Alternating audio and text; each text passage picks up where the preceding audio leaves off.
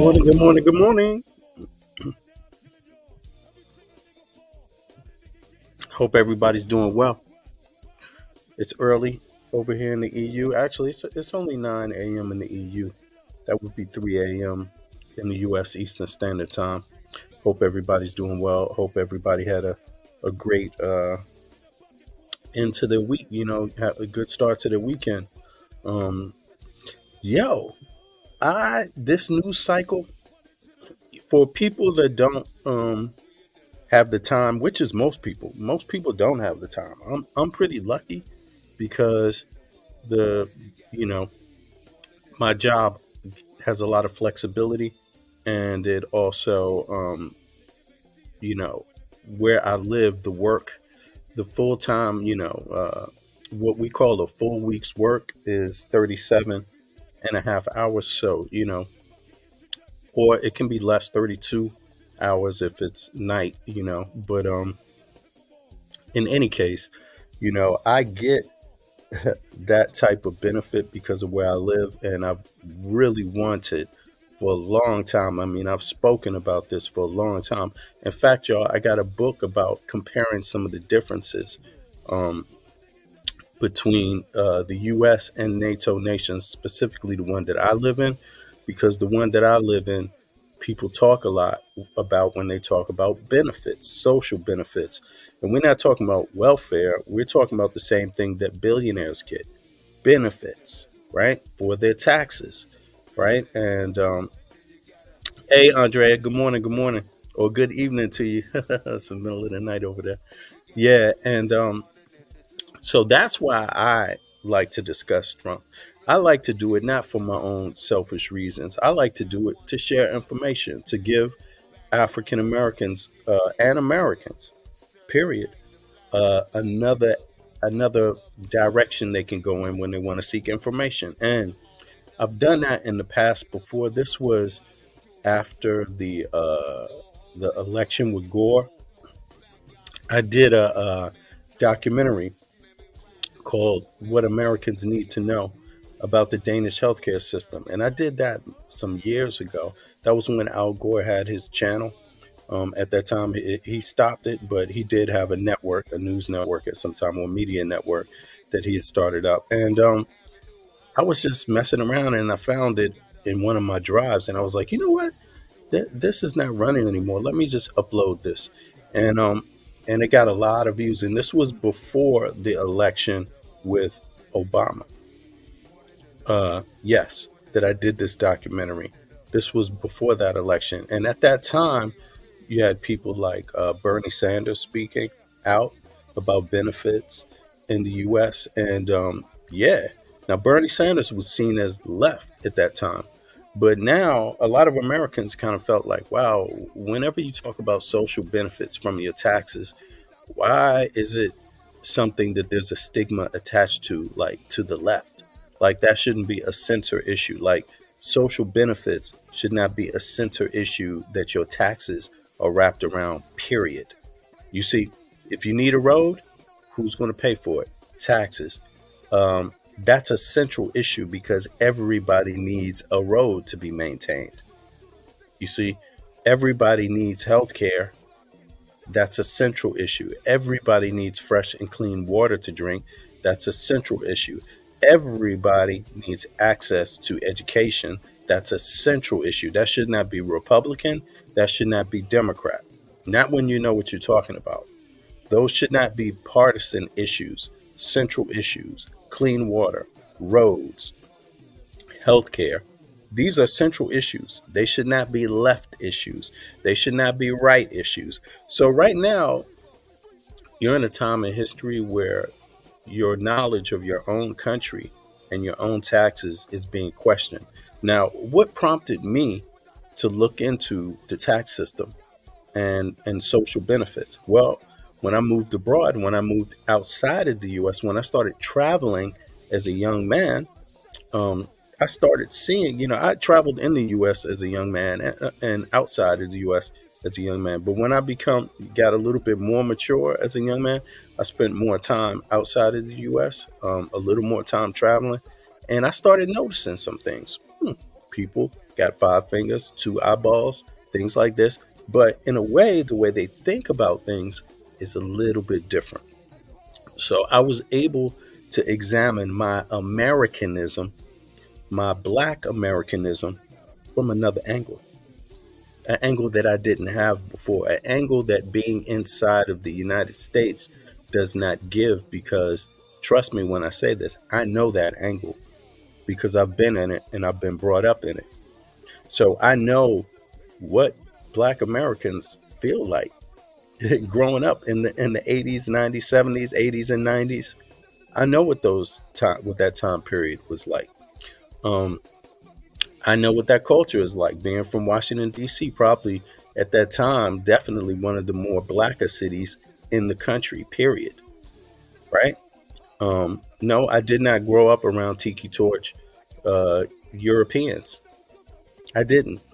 That wasn't a reality in D.C. That was a reality in some other state. You see, yes, we do grow up with gun violence often in the 80s and in the 90s. Yeah.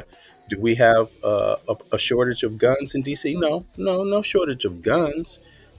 We didn't have, it was against the law to have these type of guns, but we had no shortage because our criminals could just go to Maryland and Virginia and get them easily, thanks to Maryland and Virginia gun laws.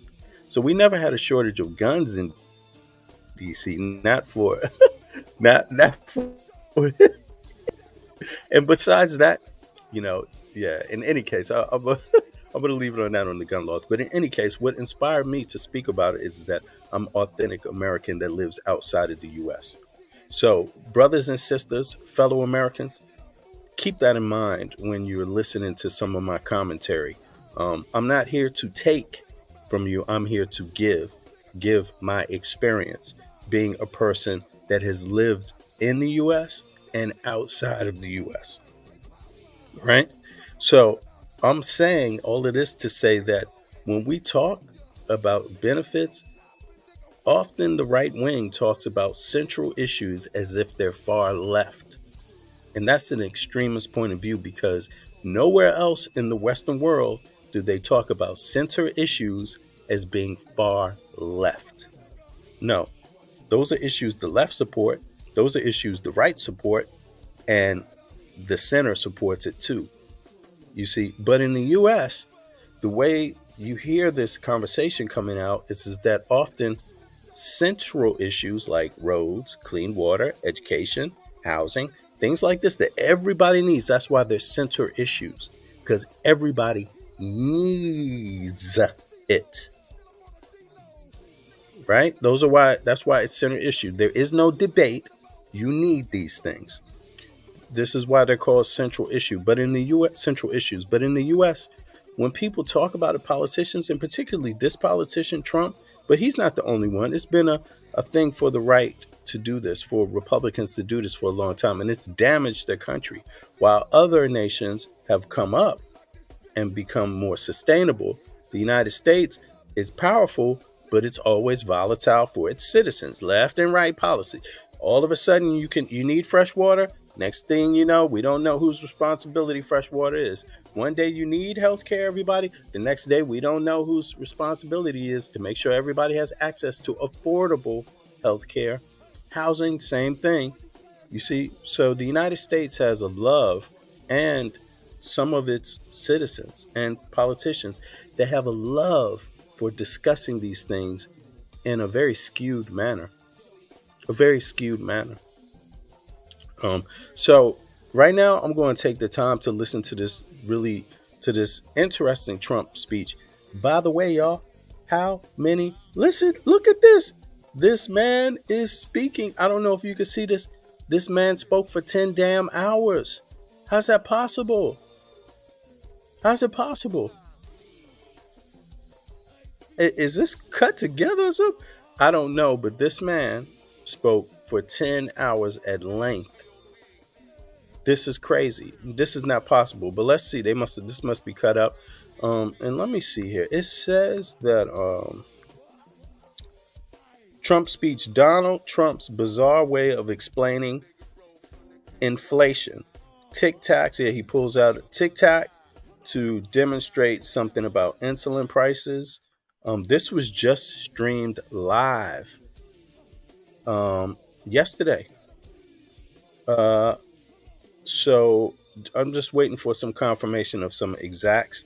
Yeah, it says it was streamed live on the 15th, but in any case, let me listen to it and I can give my live reaction to it. This is Rob. Hope everybody's doing good. Oh yeah, if you in the need for some gear, some nice gear, you can always go to azantoapparel.com. Let me put that in the chat. Azanto Apparel. Let's see here .com and try out some new gear, and I'm sure you will be very happy with what you receive. Yeah, this is one of my new caps I just got from there. I got a few of them, but it says Ma'at if you know about the ancient uh, God Ma'at and the story, the universe, the universal God. So, yeah, but in any case, I'm not so religious.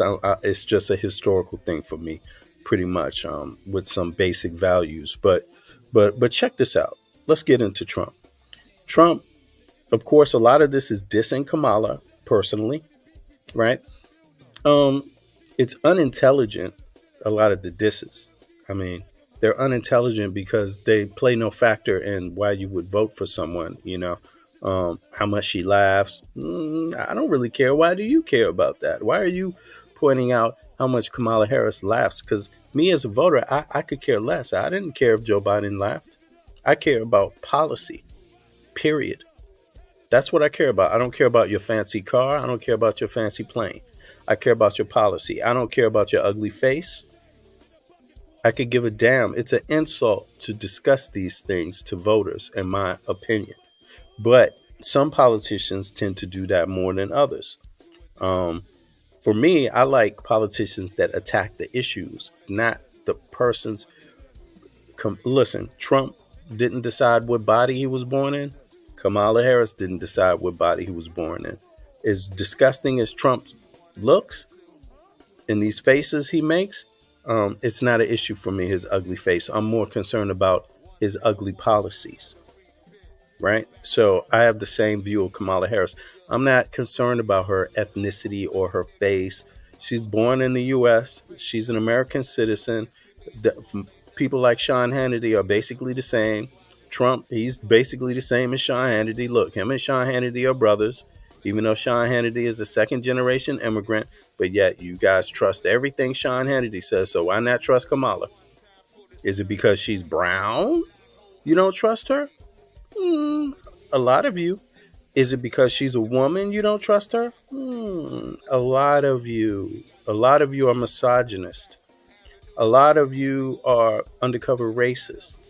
Yes, and a lot of you are just outright misogynist and racist. Like Trump is an outright misogynist. Racist, yeah. Even if he doesn't believe it, I would say it's enough for me. It's enough for me, yeah. Very racist laws, very racist policies. I would say that in a very slick American style way, yes. In a very elitist American style way, I would say he's a racist. Yes, I would say that. But that would require that you look at the detail and that it takes time and that you have time. Me, I have time.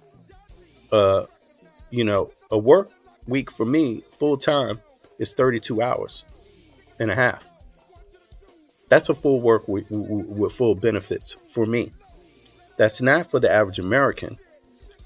That's why I'm on here talking, so that the average American can hear from another average American what things are like really outside of the US, where policies like the ones Kamala Harris and Biden have been talking about have already been implemented for a generation.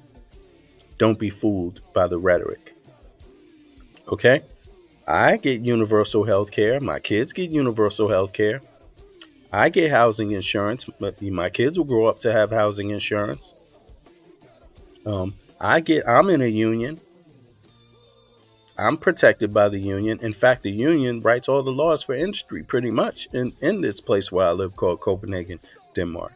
Born and raised in Washington, D.C., we didn't have that. See, Washington, D.C., we didn't have all those things for the, it was a strong middle class city, but we didn't have those guarantees for the poor in the middle class. You had to hustle and bustle after generations and centuries of Jim Crow and slavery. Yeah, you still had to hustle and bustle and compete equally, like you're equal, like you weren't, and your family's lineage wasn't kept behind for generations while everybody else succeeded or benefited from those laws implemented in the United States. The laws of anti-black racism. Can't run away from the law unless you're Trump, apparently. Wouldn't it be nice if a black person could become president and just stop anti-black racism? Wouldn't that be nice? Well, Trump can just become president and escape going to jail.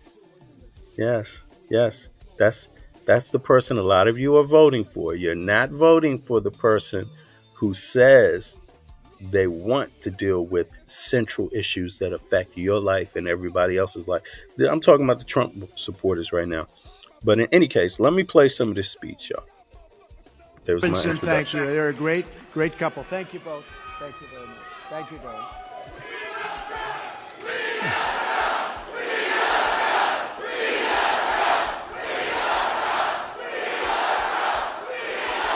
Thank you very much. Well, this is a very frisky group, I have to say.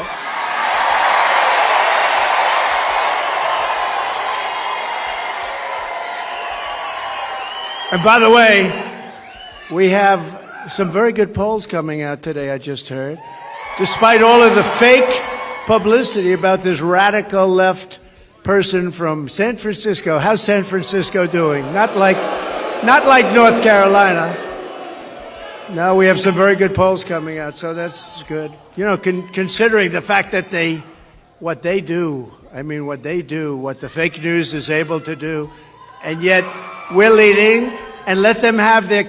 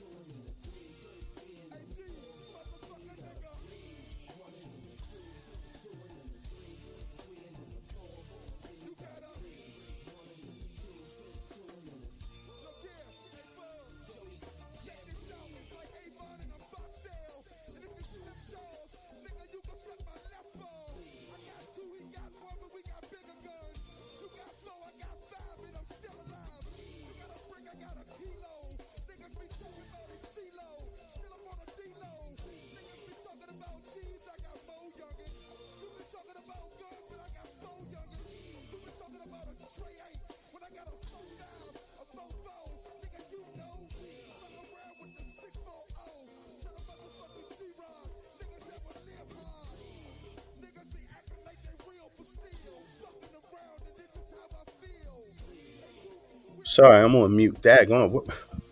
What I was saying is that don't trust these things that he's saying. Forget the media. He's talking about don't trust the media. Don't trust. Well, I'm not the media. I'm a fellow American that came on YouTube to discuss these matters. That has a book about experiences and some of the differences, right? Dealing with racism, number one. Okay, but I can qualify and quantify, if necessary, things about central issues like roads, clean water, education, healthcare system, these kind of things, housing and insurance, these kind of things that average citizens would want to know about, regardless of whether you're on the left or on the right or in the center. These should be basic issues. So I I also say be skeptical, not skeptical, but do your due diligence when you're watching the media. But do your due diligence when politicians are speaking. Do it. Find out, are they telling you the truth? And I'm telling you that from what I heard from Kamala Harris's speech yesterday, she's talking about some of the same things others already have in NATO nations for a generation. She's talking about basic things that other industrial Western nations have already figured out how to give their citizens for over a generation. But the United States of America, the place where the most money is made, the citizens are working far harder to just get half of what folks are getting in security. And they're paying the same amount of taxes. Do not let anybody lie to you. The taxes, the amount that the average person pay in tax, you get way more for than what you pay in tax in the US. And it has nothing to do with the amount of money the GDP the country has. It has everything to do with corporations not being regulated. You see, they can make trillions off of a crisis that affects the average person, where the average person loses, doesn't win. How can corporations win in a crisis, American corporations, in a situation where the average American is losing? How does that make sense? Why should you have made the most money you ever made in a crisis as a corporation when the average American has been decimated by some catastrophe? Why should that be the case? But those are things that got to be dealt with in the law. Congress, Senate, and then you got to have a decent enough president to sign it. That's how it works. Americans need to do this for themselves. They do a lot for others. Intervention, and who knows how that's going to turn out. Joe Biden is a very angry man. You know that, right? Because they took it away from him. They usurped it. They took it away from him. Terrible, terrible. And okay, there's no evidence where anything's been taken from Joe Biden. What is he talking about? They made a public appeal, and you have to be. This is why I agree now. Trumpism is a cult because you can only believe, you can't question. Because all you have to do is just go back a little bit in history, and you will hear it's the Republicans that complained about Joe Biden saying he was too old. That's what they said. That was a Republican talking point. And the Democrats, since the Republicans spread that talking point all in the media, all over the news cycle, Democrats said, you know what? We need to look at this and see and just double check. Now, my assessment, because we had this conversation openly, my assessment was Joe Biden's old, but I ain't worried about his oldness. That wasn't what worried me at all. I'm just saying it. I was not worried about Joe Biden's oldness. I mean, we talked about this plenty of times, probably in the last 2 months, maybe 10 times at least. I'm not worried about. I was never worried about it, but towards the end, I could see how I don't agree with Trump and the Republican talking points about his age. Yeah, we can all see he's old physically, but that is not the same as your mind and how you govern. And Joe Biden has been exemplary in how he governs, so he's about his business on the pen, with the pen and paper. He's about his business, period.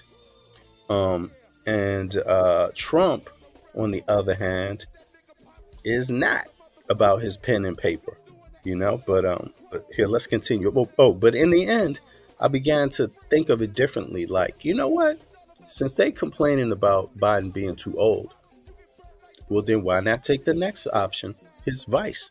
Because the vice president is capable of serving at any time. And the moment they brought up the issue of his age, I said, okay, well, that's good, because Kamala will be the president. That's what the vice president is for. Even if there was an issue of his health today, Kamala Harris would be the president. Make no mistake about that. And that's how I felt about it. I felt about it the way the facts were. You see, and so yeah. So at the end of the day, I began to see it a little different and to say that okay, well, why not Kamala Harris then too? I can see the point. She's younger. She can really chase down Trump. I didn't think Trump could beat Biden. And I damn sure, even more so, don't think Trump has a chance in hell of beating Kamala Harris. Um, Forget what the trolls say on the internet, people that have accounts for 1 or 2 years, people that don't use real names, people that don't show their faces. What they say doesn't matter at all. What matters is the people that show their faces, where you know their real names, where you see their real human being on social media. Listen to those folks. Don't listen to fake accounts that only been opened up for 2 years. My account's been opened up since what 2013. I barely even used it, but yes, that's me. You can look at my face, go Google it. It's attached to a book I wrote called Afro Danes, a successful story. You can Google it, you can read it, you can find out things that are about my life, a real person's life that presents his life, that's open to you. So don't listen to these little trolls on the internet. There are far fewer of them in reality, as you can see, because they don't show up to many of the rallies. But here, let's check it out. I'm not sure that they picked the right guy in him, but he got 14 million votes. He got 14 million votes. He got no votes. And you look at what happens. That's not the way it's supposed to happen. They are a threat to democracy, right, as they say. They are a threat to democracy. But thanks as well to members of Congress, Chuck Edwards and Virginia Fox Warriors. Thank you, wherever you may be. Good. Thank you. Thanks, Chuck. Thank you, Virginia. State Auditor candidate. Take it. Get your popcorn. This speech is the longest speech Trump has ever given. And you thought he gave a 90-minute, you thought a 90-minute speech was long? No, baby. This one is out. Dave Bollock, he said, I'm only in politics for you. You got to have 4 hours on your hands, something like that off the bat. Where is Dave? Anybody that would save. Anyway, David, you say that. He's too much of this administration garbage. All right, here we go. He goes between garbage, things that have no relevance to what people want to hear, and then into a title of a topic that sounds interesting, and then he reverts back off to dissing somebody personally. He has become a third world nation. We literally are a third world nation. We're a banana republic in so many ways, and we're not going to let that happen because we're still. If you think the United States is a banana republic, not that I agree with that term, that's a racist term, if you ask me. But since this is a term Donald Trump uses, he has called the United States a banana. By the way, he's called other nations shithole countries, too. So you should be equally upset about that. But you should not want Trump as the president of the United States because he called Africa, Asia, and parts of maybe other parts, maybe some parts of Europe or in the Middle East. He called all these countries shithole countries. That's what Trump did.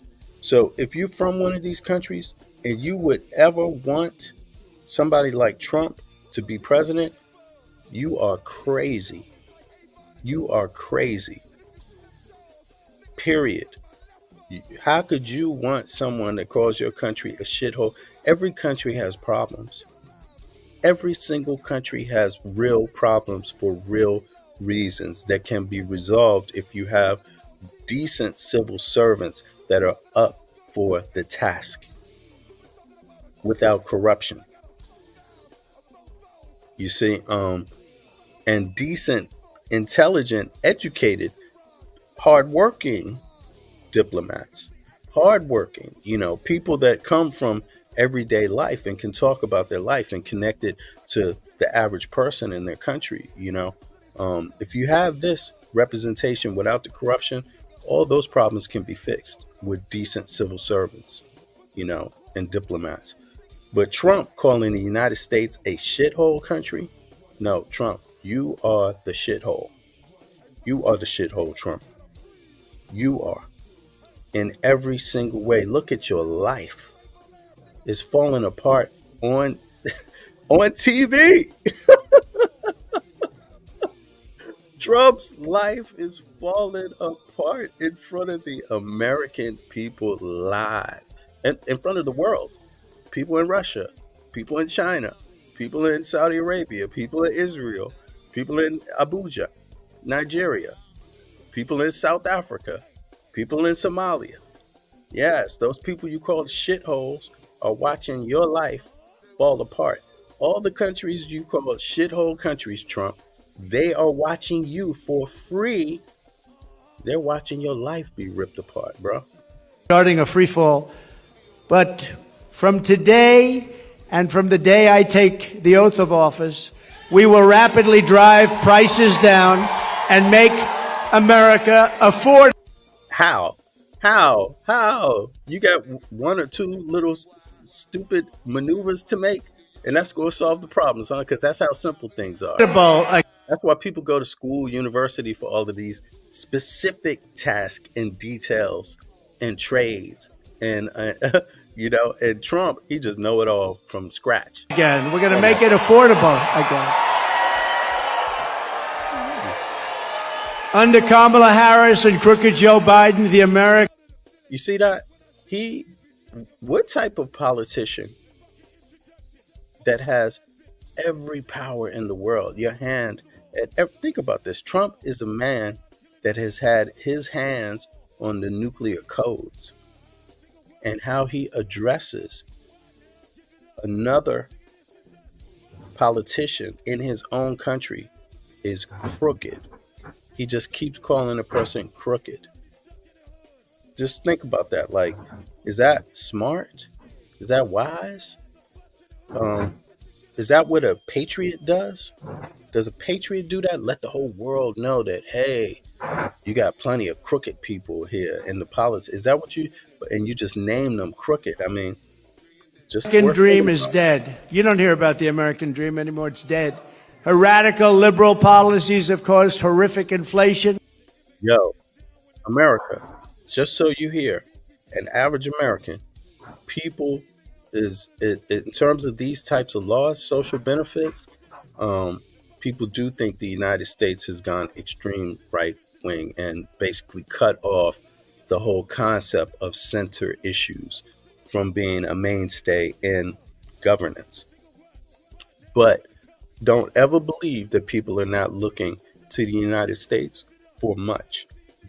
They are right now, and this is why the United States GDP keeps going up. Ask yourself, nothing keeps going up like that over a sustained period of time if they're not dealing with a lot of people on Earth. And Trump is there to say, calling it what? Decimated the middle class and gutted the finances of millions and millions of American families. Real incomes are down by over $2,000 a year per family. I mean, that's a lot of money. They're down by that, and it's actually much more if you figure it a certain way. If you add some other categories in, it's much more than that. So what's the answer? Tax cut for the rich? But down by 2,000 since she took office, and it was just announced that real earnings were down once again at a record rate. The Harris price hikes have cost the typical household $28,000. Congratulations. Hope. How many of y'all want to bet that's not true? How many of y'all want to bet that?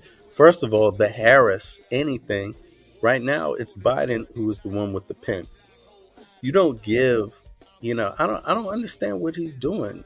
I don't understand that. But Biden signs it into law, and again, this is a lot of things that have been said about Kamala Harris. All you have to do is fact check them.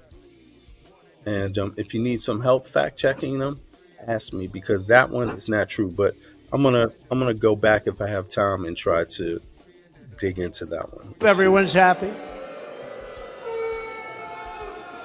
Credit card debt has exploded, and it's exploded to the highest it's ever been, and the cost of a typical monthly mortgage has tripled, and probably more than that if you think about it. We were at about 2.4% And now you're up to 10% and even 11%, but you're really not there because you can't get the money even if you want to pay it. In July alone, 350,000 people were added to the unemployment rolls. Kamala Harris wants to talk about her fantasies, and they are everything she says. If I say something, she said, that's what she's going to do too. I say, what are you doing? But she wants to talk for the future about these fantasies, but really what she needs to explain is the present suffering that she's caused along with Joe Biden. And by the way, they're a team. You know, she's trying to throw him overboard. She doesn't want to know who he is anymore. She doesn't want to talk about him anymore. She says, let's not bring this guy in. Let's not bring him in. No, they were a team. He appointed her as border czar, and she did the worst job in the history of borders, I will tell you. Does anyone here feel richer under Kamala Harris than... Okay, so Obama, when Trump came into office, Trump inherited a better economy than he passed on. Now, when Trump got in office, the economy got worse. So make sure you fact check that. Google that for anybody, because that's important to note. Then while Trump was in office, COVID hit, which was a global pandemic. Which a lot of organization had to happen in order to circumvent the outcomes. Now, the economic impact that people felt during Trump's administration, it's largely due to also, because he didn't have a lot of time to get much done anyway. But Trump is the administration of what didn't you react to? What didn't you resolve that you could have resolved? And COVID is one of the things that Donald Trump went out there and suggested that the United States' own health administration was wrong. And Trump began to offer his ideas of things like inject Clorox. That might help. So Trump, people can argue, prolonged and emboldened the COVID crises, which the inflation resulted from, the initial inflation. Right now, it's just corporate price gouging. But the initial inflation, yes, that happened under Trump. And Trump gave that economy over to Biden because he did not fix it. He was slow to fix it, to react to it properly as a government would, not as a talking head. A talking head could just say something, and people are like, see, he did something. I'm talking about in pen and law, right? And Biden took over and the economy began to get better. Because if you can't solve the first problem of the crises, the systemic economic issue that underlines everything else, you can't even begin to help people. You see, so the Biden administration inherited that from Trump and then got busy trying to deal with people. What do people need? But in 4 years, think about that. COVID, to turn around the situation in 4 years from COVID, Donald Trump wasn't even on the correct foot in even dealing with COVID. Not in terms of action or the pen. Trump was slow. So when you're dealing with Biden and Harris, you're dealing with the administration that inherited a global pandemic that the prior President Trump had not resolved. That's basically what you're dealing with. Global pandemic has a lot of effects for a lot of people. It's major. So when they talk about economic crises, on one level, they speak about it in terms of the government. On another level, you can speak about it in terms of everyday people and the effects, what it feels like on the ground. And that's to be understood. Americans have had it hard, but to blame it, this guy is only into blaming everyone else. He's not into going through the data. He just kind of makes it up. For Trump, as long as you can blame somebody, that's good enough. That's a good enough plan. Blame them for it. Blame them for it. That's Trump's plan. He has no plan for fixing. Keep this in mind. Even if it's not your political opponent, what if all the uh, lawmakers were Republican? What if all of them were Republican? Um, wouldn't you have to deal with the law that they're writing and not just what party they deal with? But in this case, Donald Trump never wants to deal with the laws they're writing. He just wants to deal with the party they're associated with. You see, unfortunately, and that's not how clever, that's not how you work your way through this, understanding what's going on, because there are centrists in both parties. As you can see, a lot of Republicans support Kamala Harris. They've been coming out for a long time, and they can tell you why in detail some of the reasons why they support Kamala Harris over Trump, even as Republicans.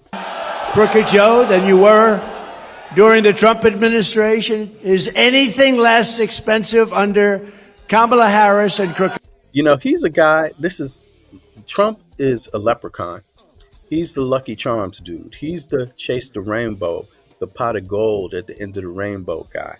That's truly who he is in the story. He's got people running off thinking about some, who to blame, just go hunt them down, go find them. Everybody, we have to find them and hunt them down. Who's to blame? That's what his policy is all about. But it doesn't exist. It's unobtainable. The people that he's suggesting are to blame, they're nowhere to be found. It's actually himself. Who was to blame for him and his real estate business? How he paid his taxes in New York City? Is it just the Democrats? So it's not New York anymore. It's the Democrats. It's not how New York does law. It's the Democrats. Even though Democrats are just a party with officials in different states. Same as Republicans. What state can you go to? How many states can you really go to where you will find no Republicans sign any bill in terms of governance on the local level, or the local level counts, or on the federal level? You won't find that many, because it pretty much, takes, a little bit of both to get things done on that large scale. Joe. I mean, we had inflation that I don't believe we've ever had inflation like that. You can go back a long way. Are you better off now? When did you have a global pandemic like that? When was the last time you had a global pandemic like Corona, where nobody's going to school? People aren't going to work until they figure out how to contain it. Remember, if you don't tell people how to contain it, then you're not even doing your job as a government. And if you're not assisting in the containment, providing the materials, making the materials that help contain it get disseminated and get distributed throughout the society, you're not fulfilling the role of a government. So with Harris and Biden than you were with a person named President Donald J. Trump. You know him? He's a nice gentleman. Still no policy. With 4 more years of Harris, your finances will never recover. They're never going to recover. Our country will never recover. Frankly, more importantly, it will be unrecoverable. Vote Trump and your incomes will soar, your savings will grow, young people will be able to afford a home, and we will bring back the American dream bigger, better, and stronger. How come he didn't do it last time? Than ever before. I mean, he could have done all those things last time. What's his excuse? It's a pandemic right now. We can't afford it. We can't afford to give people more money. I mean, those measly checks, those are just like throwing, a grain of salt at an issue. Those checks, that was momentary. Governance is supposed to be about lasting effects. That's what governance is. It's lasting effects. Thank you. Thank you. Thank you very much. Thank you. Look at this. We have a lot of front row Joes here. Wow. Hello, what a great group of patriots they are. I don't know, they've gone to, I think, 219 or 220. And this isn't rally, but this is a different kind of a thing. Today we're going to talk about one subject, and then we'll start going back to the other, because we sort of love that, don't we?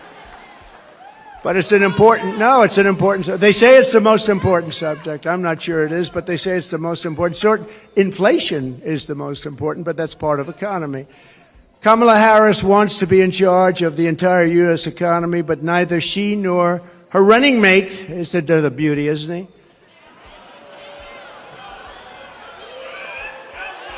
He signed a bill.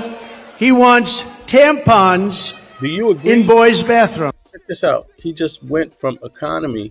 That was his opportunity to criticize their views of the economy, to back up, to qualify his statement. What he just said, I don't think it's about that. I think inflation is what it's about. Let's hear that little part again. Attorney General of the state of California. California is a disaster now. Now, Gavin Newsom hasn't helped very much, but it's a disaster. She was the one. Sorry. Credit card debt has exploded, and it's exploded to the highest it's ever been, and the cost of a typical monthly mortgage has tripled, and probably more than that if you think about it. We were at about 2.4%, and now you're up to 10% and even 11%, but you're really not there because you can't get the money even if you want to pay it. In July alone, 350,000 people were added to the unemployment rolls. Kamala Harris wants to talk about her fantasies, and they are everything she says. If I say something, she said, that's what she's going to do too. I say, what are you doing? But she wants to talk for the future about these fantasies, but really what she needs to explain is the present suffering that she's caused along with Joe Biden. And by the way, they're a team. You know, she's trying. But he never goes into detail. It's always suffering. But he never goes into detail. He stops. Inflation, everyone knows inflation was a byproduct. It's a byproduct of COVID. You know, that's really what it is. The prices did not go down since COVID has been resolved. That's the issue. And the reason why that issue persists is because corporations have been gouging the prices to make earnings for their shareholders, you know, and that is where there needs to be governance. That's actually what's been going on in the U.S. And that's not a new thing. In case y'all are wondering, that's not a new thing in the U.S. That is a persistent problem. And think about this. Some things, you know, are really endemic. And think about this. Donald Trump, he wants to bring the prices down on goods, but he wants the U.S. to be stranglehold inside of only gasoline, no electric cars, no electric vehicles, no electric trucks, buses. He doesn't want any of that. Cars. He doesn't want that industry, which provides jobs, by the way. He doesn't want that. He doesn't want the energy market to be diversified in the U.S., bringing the costs down when there's competition. That's what he doesn't want. He wants the U.S. to deliver gas in gas vehicles. That's his plan, to reduce the cost of goods.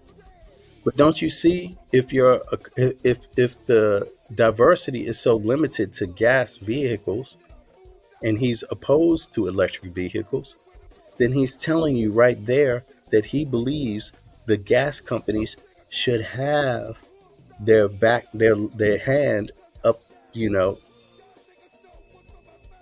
have their hand control the U.S. economy, to control the price of goods.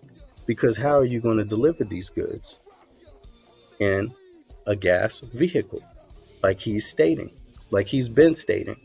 He doesn't want to diversify the market so there's more competition, bringing the cost of it down, the cost of energy down. He doesn't want to do that. But who does energy affect?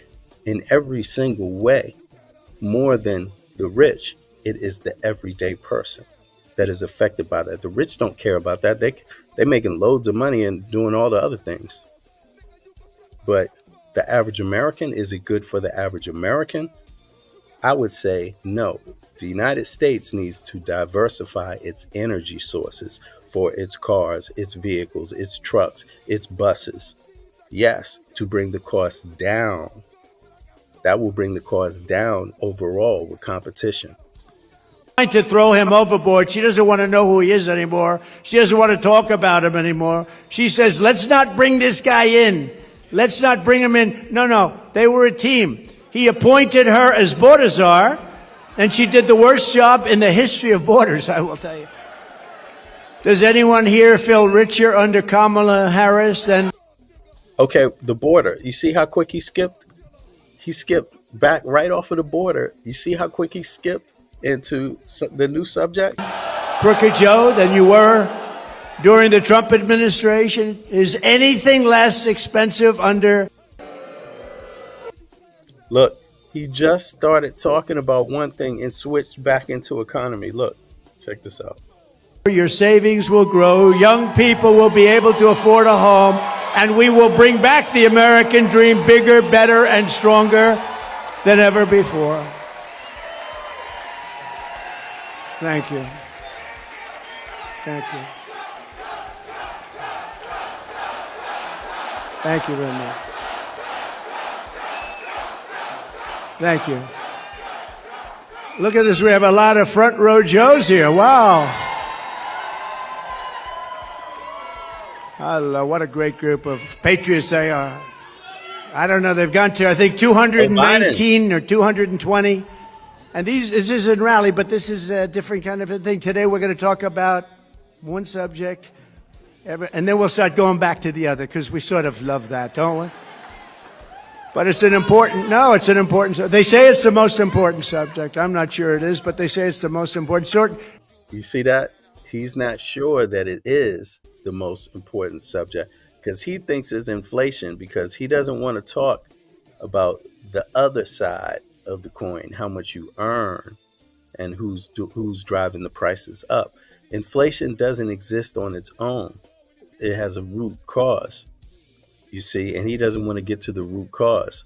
Inflation is the most important, but that's part of economy.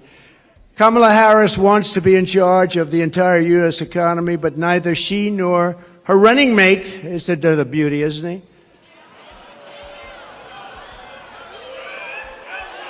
He signed a bill.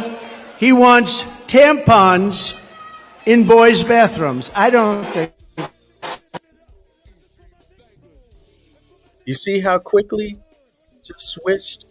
You see that? Oh my goodness, he just switched over from economy to tampons. He just switched like that in mid-sentence. He was supposed to be giving a response about the economy, and then he switches over to something else completely different in mid-sentence. You know, this dude is rambling. Tampons. But they've never held a private sector job in their entire professional careers, and it's no wonder they're both socialists. They're actually beyond socialists. I think they skipped over socialists. That's why I think when people find out, because you don't know who these people are, I think when people find out who they are, I personally don't think they can do well in the election. They've destroyed this country. What they've done, when you look at San Francisco, what happened to, and she was the one that started it. Years ago, she was district attorney. Then she was the attorney general of the state of California. California is a disaster now. Now, Gavin Newsom hasn't helped very much, but it's a disaster. She was the one. This November, voters are going to give radical liberal Kamala Harris the opportunity to try something new, a real job in the private sector for the first time in her life. Nice. Kamala has declared that tackling inflation will be a day one priority. Think of it. For her, but day one for Kamala was 3.5 years ago. Why hasn't she done it? You know, I keep saying, she's one of these complainers, you know, like a critic. I remember growing up, I'd see plays on Broadway and I'd go to different things, and you'd always have critics, they criticize. Trump, in 2016, Trump stated in Detroit in a church, a black church, stated that he was going to call for a new era civil rights bill. That was in 2016 when he was running against Hillary Clinton. When he became president, you never heard him talk about that once again. Not one time. But I'd see, and they were critical, but they never did it themselves, you know. She's a critic, that's all she is. She never did anything. Nothing that she ever did worked. When Kamala lays, and she got lucky with this. She was the first one out. She was 22 people, I guess, I hear. I just asked, I said, that many? A lot of people. She never made it to Iowa, the great state of Iowa. She was the first one out. He's spending all of his time talking about Kamala Harris. All of his time. He can't help it. So his plan is to talk about Kamala Harris.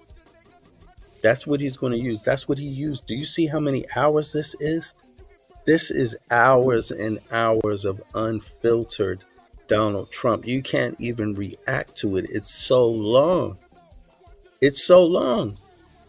In reality, matter of fact, let me drop the original. Here it is, so you could peep it for yourself. Here is the original video of Trump rambling. Here we go.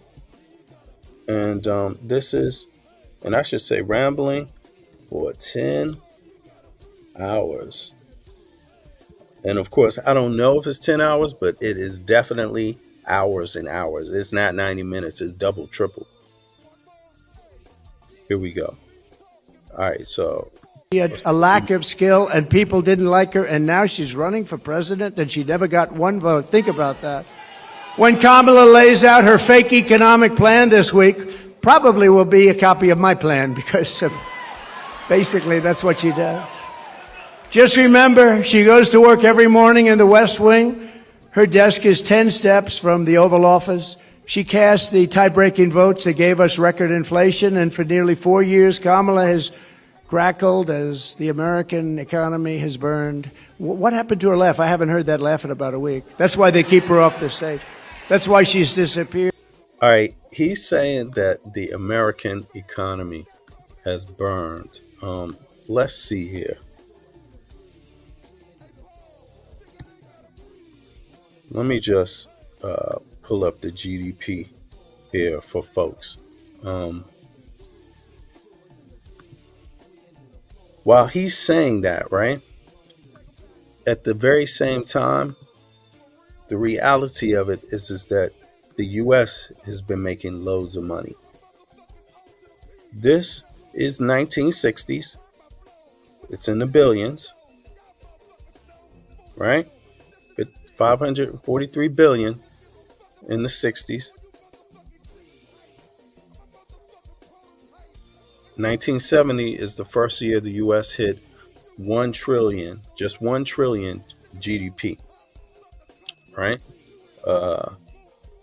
So 1980, U.S. reached 3 trillion. China is 289 billion. Japan is 1 trillion. That's interesting. Japan is 1 trillion. That's double. Oh no, that's more than double. That's like 5 times the size of China's GDP in 1981. Now let's scroll up to 2000. 2000 US GDP now is at 10 trillion. You can see the GDP has gone up, up, up, up, up. 16 trillion. 2010, no, 12. Now it's at 25 trillion. That's in 22. And right now, I think it's got to be higher than that, you know. And that's what Americans need to understand. The U.S. economy is doing just fine. The problem is price gouging, and the problem is no social benefits that other NATO nations with this kind of success would be giving or are already giving their citizens. That's the issue. That's what your vote is all about. Your vote is not about, do you love somebody? Your vote is not about, are they from my ethnic clan? Your vote is not about, a lot of stuff that Trump talks about. The vote is about what can you get back for your taxes, and does this group have something for me in it that is substantial enough to gain my vote. That's what the election should be about. As crazy as Trump is, I still think you should listen to policy. But does Trump share policy? He's given a speech. This is 3 hours, got to be at least 3 hours. He's just talking about what he doesn't like about Kamala Harris. He never explains what he means about his own policy. That's the Not in laugh of a detail. crazy person, I will tell you. If you haven't known it, it's a crazy. She's crazy. They told her, don't laugh, don't laugh. No, it's her. No, her laugh is career threatening. They said, don't laugh. She hasn't laughed. She doesn't laugh anymore. It's smart, but someday it's going to come out. That's the laugh of a person with some big problems. She says her plan is going to be and bring down prices. She thinks she's going to bring down prices. Then why? Here's a simple little few words. Why didn't you do it, Kamala? Why didn't you do it? You've been there 3.5 years. Why aren't you doing it now? You can do it right now. I can say that with everything. Why hasn't she secured the border? You know, she was the border czar, right? She was the border czar. It was a big deal. She says now she wasn't the border czar. That's okay. She was in charge of the border. Call. That's another thing.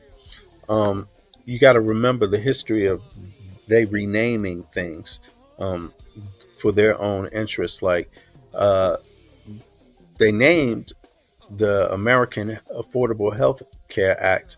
I believe that's what it's called. They aptly later, the Republicans, coined it Obamacare.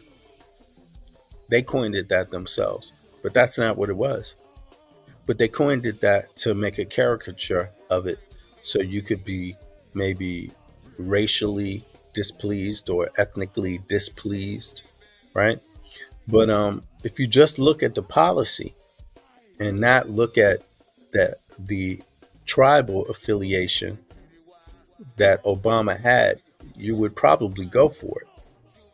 But they don't. They meant people actually, these tropes, really have an effect on folks, But, yeah, exactly. So they're doing the same thing, calling her the border czar.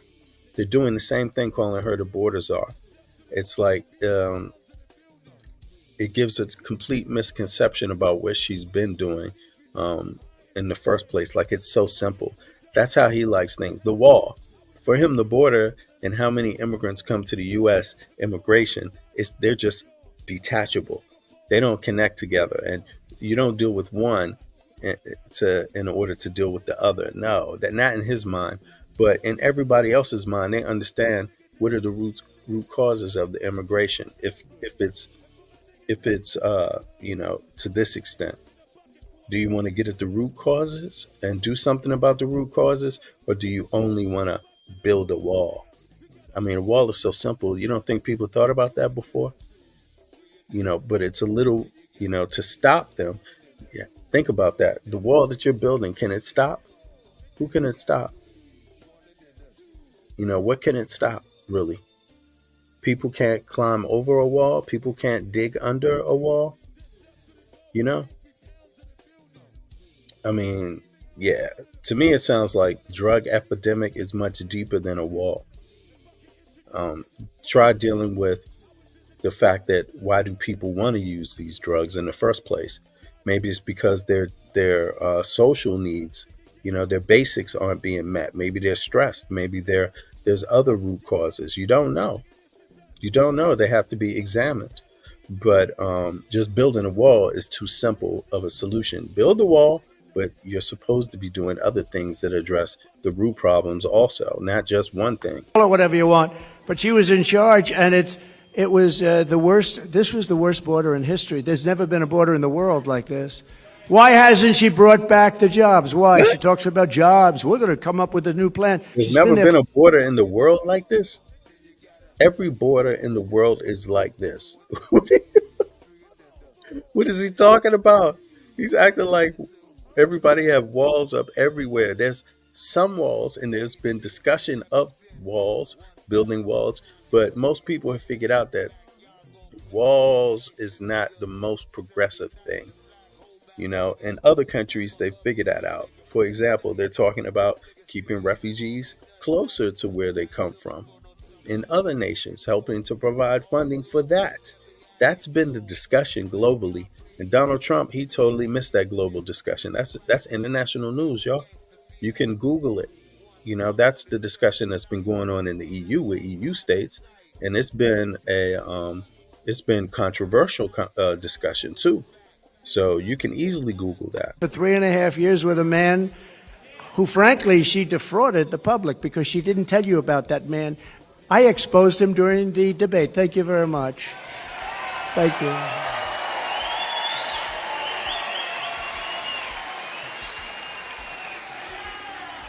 And now the bombs are starting he's exposing people. This is Trump's exposing speech. to drop in the Middle East. You see what's going on there, right? That would have never happened. Israel would have never happened. Ukraine would have never happened with Russia. You wouldn't have ever had an embarrassment. The Battle of Armageddon would have never happened if Trump was there too, I bet. Like that Afghanistan disaster, with worst, most embarrassing day in our country's history. Inflation would have never happened. We would have never had. It was caused by a very stupid energy policy. Then he went back to my policy because prices were going up so much. But it'll end. If they won this election on day one, all of that would end, and this country will go through hell. And it can never come back. Once it goes, it's pretty far down already. I'm going to have to work very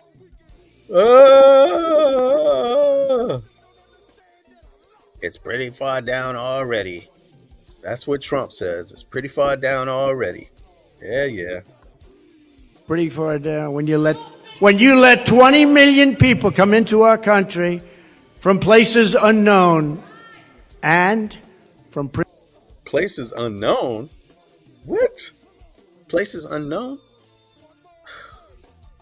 This guy, you know how long this speech is? I know me stopping it is not helping, because let's face it, this live is not going to get to the end.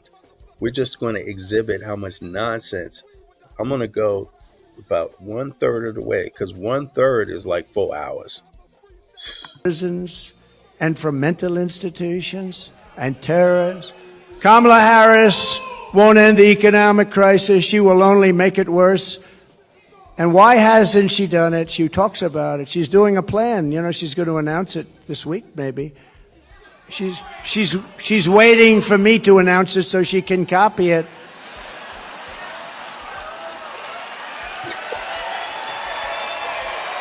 Oh, like Melania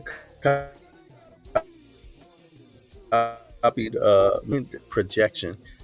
This guy projects. This is like pure projection, and if you think about all the accusations he's made about someone else, and think about if you direct those same accusations at him, who does it fit more? It's Trump. All the characterizations, they're so simple,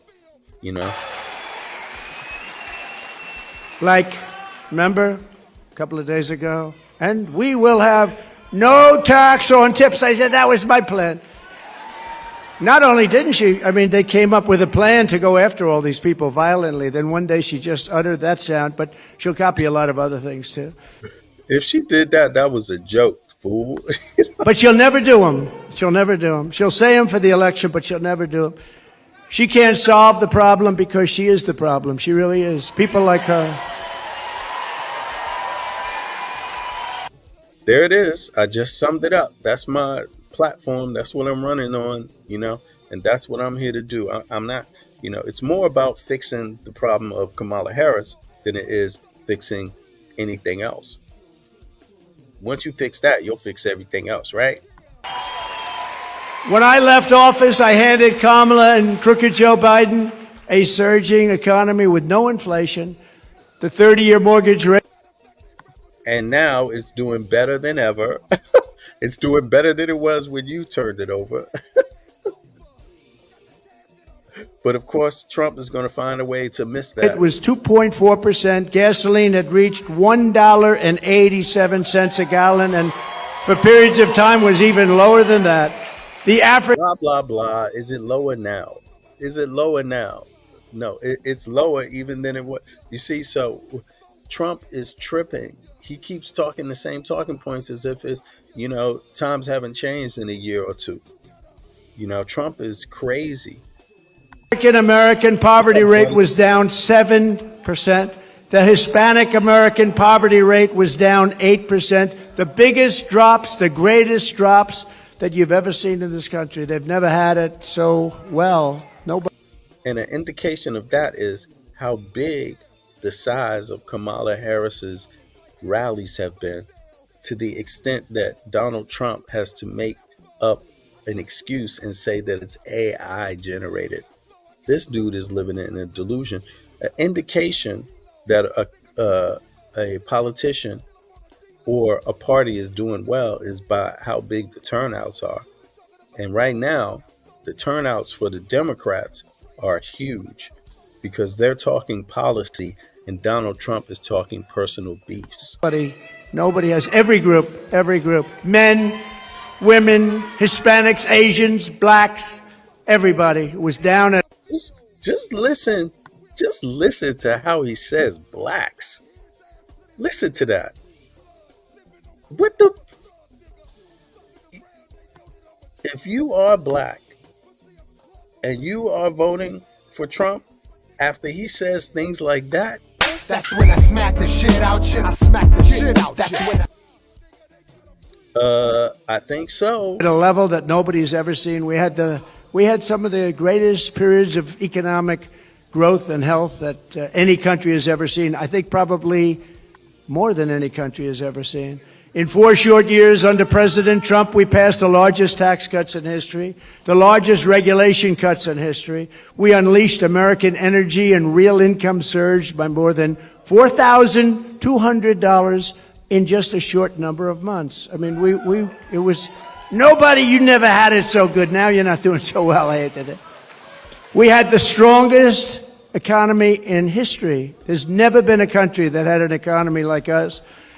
And, one more thing to point out, because he likes making tropes, different types. When he says the blacks, what blacks is he talking about? Exactly. Is he talking about the African American blacks? Is he talking about the Nigerian blacks, the Caribbean blacks, the South American blacks, the African blacks? What blacks is he talking about exactly? I think Trump supporters that are black should ask themselves that. Which blacks? Is he talking about the, I don't know. Is he talking about the Mark Robinson type?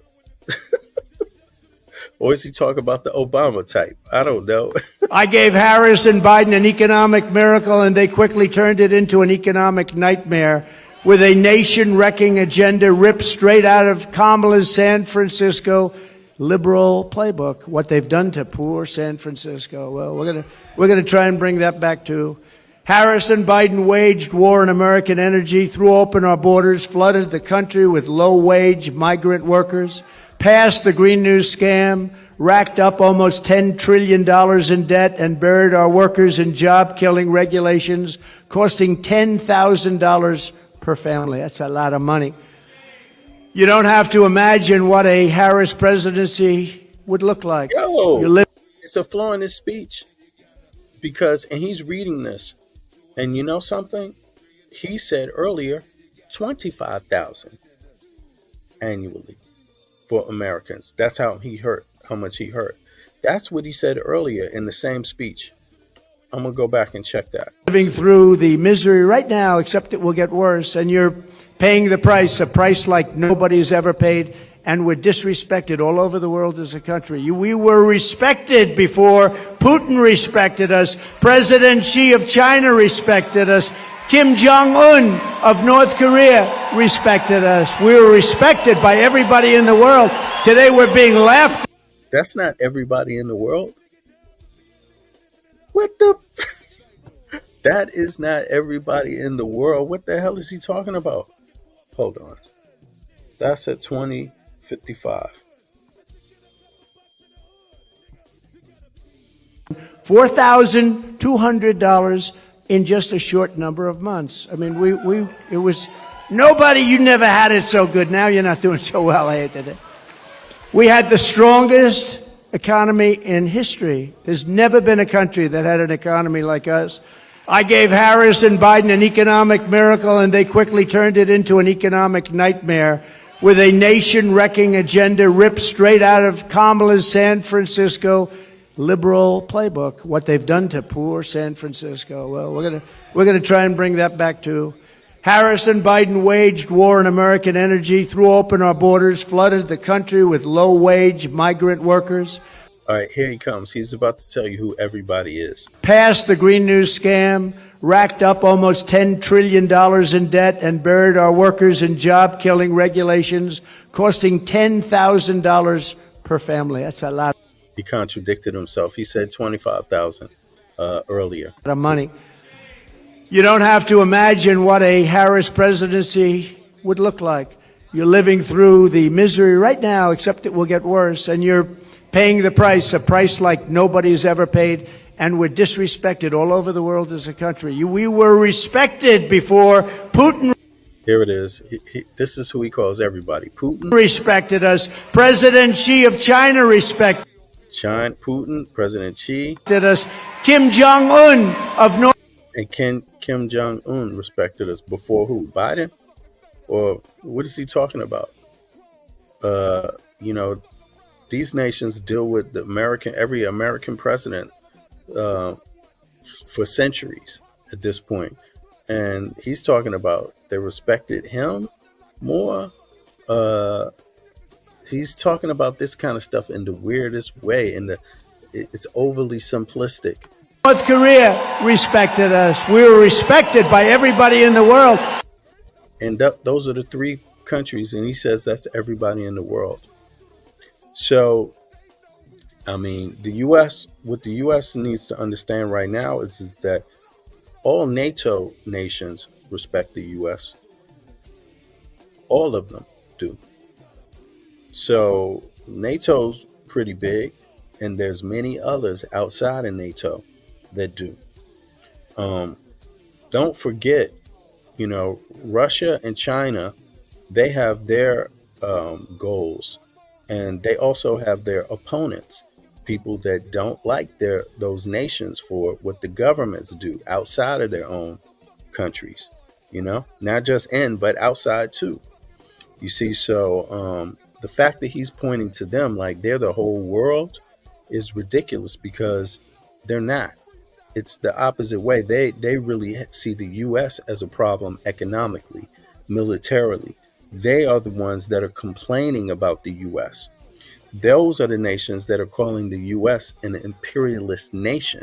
So what he's saying contradicts. You can't have it both ways. You see, they're calling the U.S. an imperialist nation, and he's talking about they respected him. President of China, President of North Korea, President of Russia respected Trump. This dude's it's not even a matter of whether Trump is a fool. We know he's a fool. The question is, are you? Today we're being laughed at. Today we're being laughed at all over the world. You're paying the price for Kamala's liberal extremism at the gas pump, at the grocery counter, and on your mortgage bill, and on everything else. There you go, right there. See, he's pivoting back to energy, gas pump. Okay, so what's going to bring the cost of gas down more than another form of energy taking part of the market, so that they have to compete and keep the cost down in the competition? Right now, oil people aren't competing. Gas people aren't competing. There's OPEC, and then there's the United States. And the United States essentially alone is competing against OPEC. They intercede in OPEC shit all the time through changing the prices. OPEC is pissed off at the United States right now. If I have it correctly, let me just see here. Um, is OPEC an opponent to the USA oil? Um, yeah, let me just say this. That's good enough. Exactly, they are. They are. The U.S. says OPEC's actions because they rely on oil. A lot of those other nations they tend to drive the prices up. The U.S. does not rely on oil um, for its economy. You know, it produces oil. It produces oil, so it doesn't need OPEC's decision making and the price of oil. They have other things that they sell. The US GDP is huge, so it doesn't depend on oil to make money.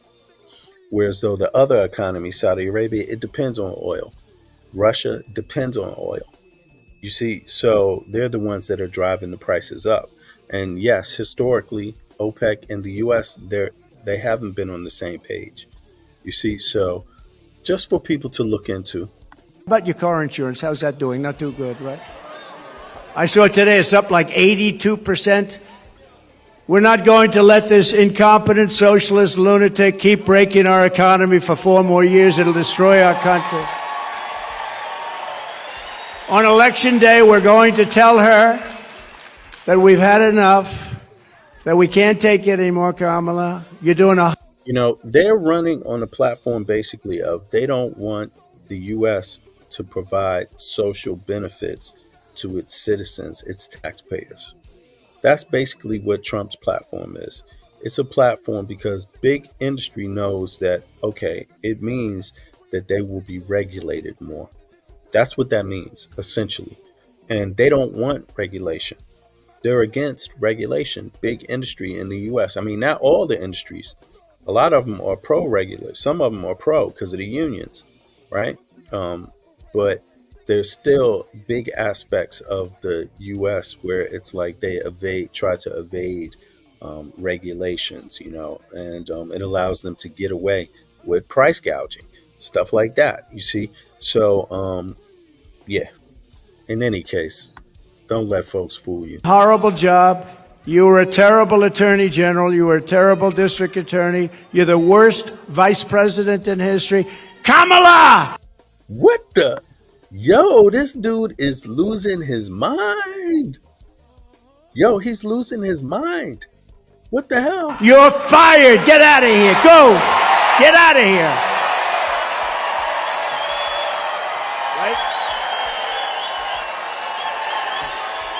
Get out. Borders flooded the country with low-wage migrant workers, passed the Green New scam, racked up almost $10 trillion in debt, and buried our workers in job-killing regulations, costing $10,000 per family. That's a lot of money. You don't have to imagine what a Harris presidency would look like. You're living through the misery right now, except it will get worse, and you're paying the price, a price like nobody's ever paid.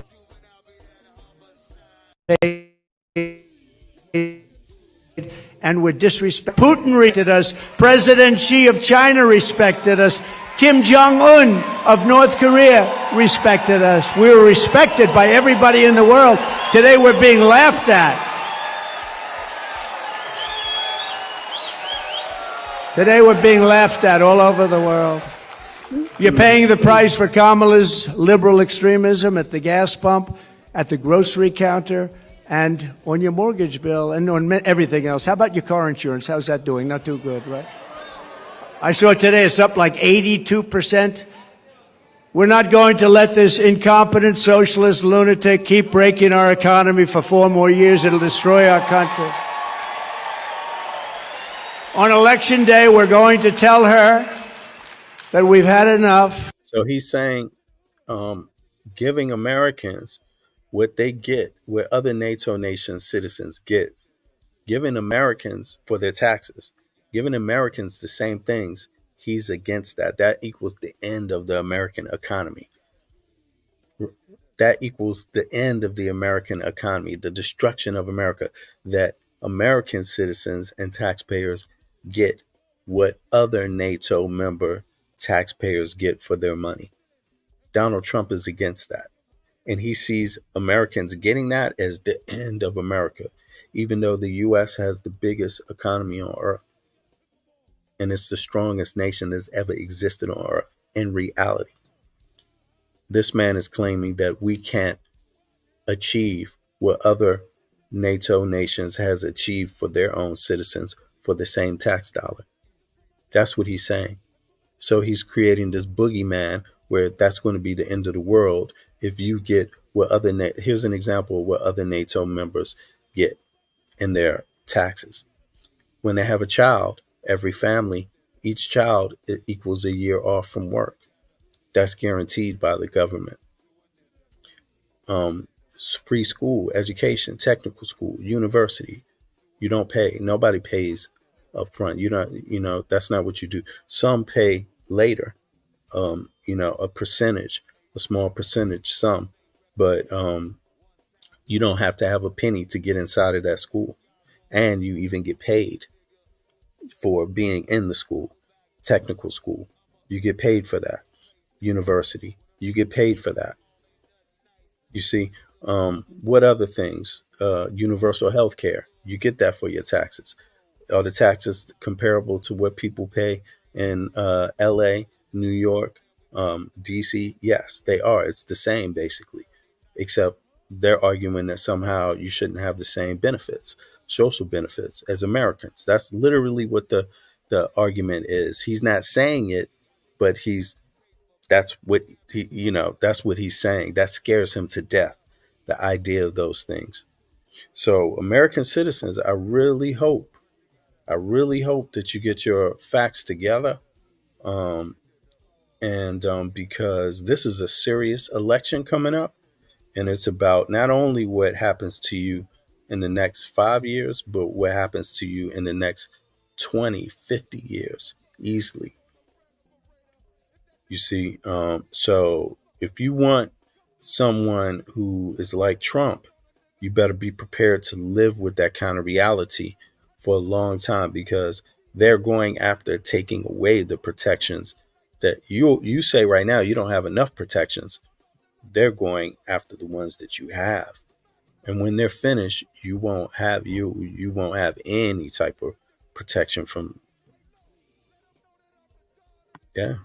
Remember, gun violence went up under Trump. It was down under Obama, it went up under Trump, and it went down under Biden again.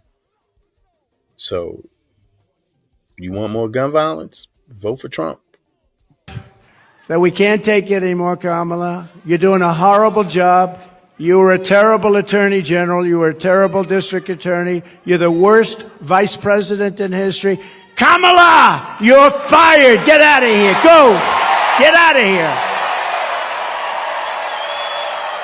Right? Get out. Boom. Lame. That is completely lame. And look, and then he smiles. He's smiling. I mean, I don't understand it. He gets off on talking down about other people, in personal ways, but he's not up on breaking down his plans. He's not up for breaking down how he is very close to the average American citizen in terms of the quality of life. He doesn't seem to be so good at that kind of stuff, It's crazy. What you say? He thinks he's still on TV. I mean, this guy is really like, he looks exactly like he did in his reality show, like completely, made up imposter. But now a little more of the imposter is being revealed, but this is the same guy. Thank you.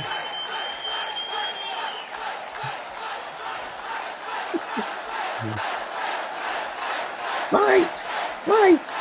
Thank you. Thank you very much. That was Yo, what happened to the band-aid on the ear? He got tired of pimping that, he got tired of exploiting the It's band-aid. not a pleasant day. I'll tell you, front row Joes were there. Front row Joes were there. They've seen it all, haven't you, huh? You've seen it. That was a horrible day. That was a terrible day. She's flip-flopping on every single thing she's ever espoused or believed in, the border, healthcare, crime. But she truly is a radical. She's flip-flopping on everything to get elected. After she gets elected, it all goes right back to where it was. She refuses to do any interviews or press conferences. Almost 30 days now. She hasn't done an interview. You know why she hasn't done an interview? Because she's not smart. She's not intelligent. And we've gone through enough of that with this guy, Crooked Joe. He didn't do interviews either. They kept him in his basement, and essentially they're keeping her in the basement the same way they kept her. They don't want to expose her to, like, a question like, what did you have for dinner tonight? Remember, Joe, what kind of ice cream is your favorite? Vanilla. Oh, I like vanilla. Oh. That was George Flopadopoulos. He asked him that. What's your favorite ice cream? With me, they ask me a little bit different question. That's all right. Did everybody the other night see Elon and me? Right? That's great. Yes, this is recently this speech right here. He's going on for hours. That was one of the most successful shows ever done. I mean, that was a lot of people like him. I think they like me too, come to think of it.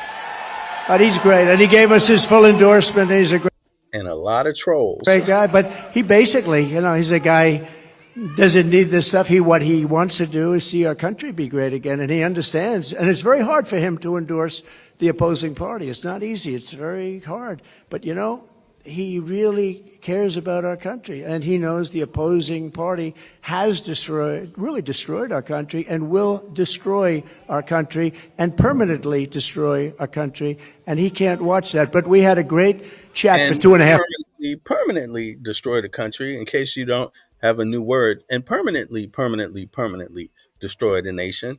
This hours, 2.5 hours being grilled by Elon. And we had a good time, actually. We're talking about something we love. Our country. Did he just say he was getting grilled by Elon? He didn't grill him at all. There was not pushback on one thing he said. This was an embarrassing discussion that should never happen with two billionaires on video. Notice how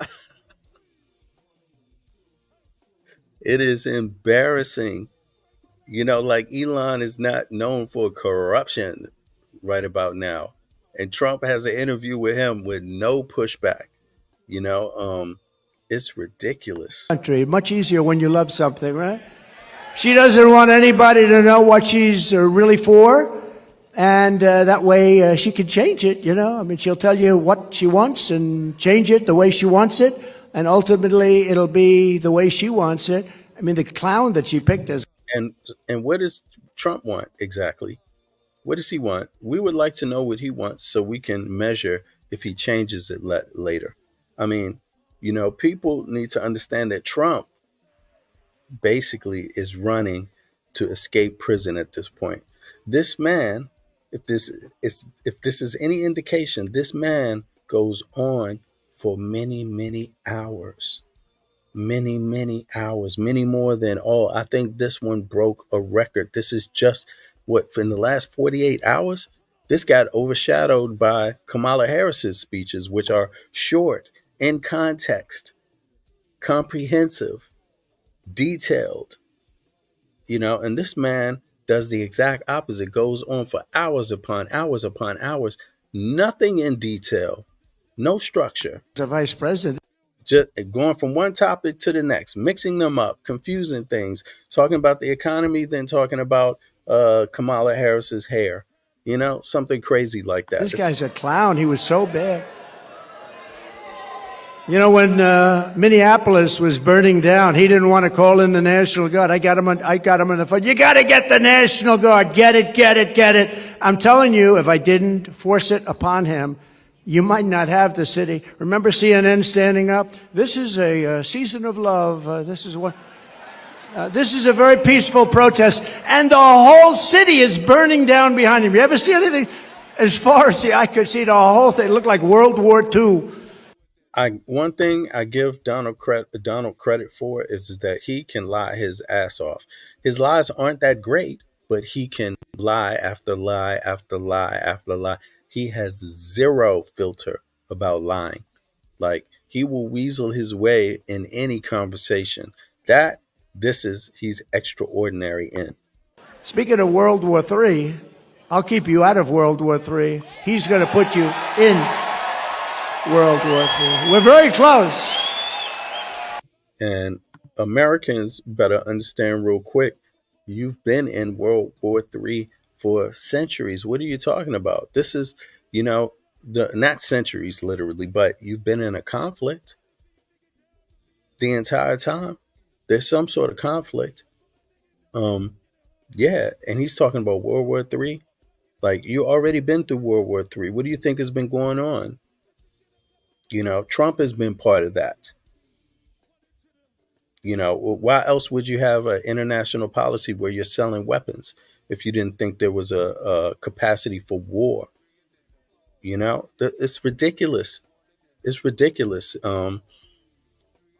Yeah, the U.S. is a superpower. China's a superpower. Russia's a superpower. There's always a possibility of war with all three. They all produce weapons. They all sell weapons. They all arm people in different nations that engage in war. So this guy's talking about, we're not going to do that. It's like, if it was that simple, people would have done that a long time ago. But imagine what happens if you just all of a sudden stop giving people weapons. People that you've assisted in the past and have just stop. What does that do to your foreign policy? So Trump is trying to wreck foreign policy. He's just being disingenuous about it. He's talking about World War III like it's like that only matters what the U.S. does. Only the U.S. can stop World War III through electing Trump. Oh, really? We'll see about that. We'll see about that, because they will be taking your money. These corporations, the GDP is going to go, if the U.S. extracts itself militarily, the GDP is going to start sinking. So, I think it's about trade wars, not just about war.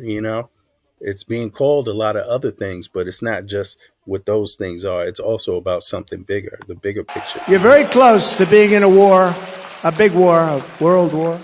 You're very close. We've never been this close, and we have incompetent people. If you want to evade war, you won't call people shithole countries. That is what Trump has called people, shithole countries. So if you want to evade war, you don't talk like it much. Trump talks like he doesn't care. Anybody can die. He wants to create a situation where people die so he can make money off of it. That's basically it.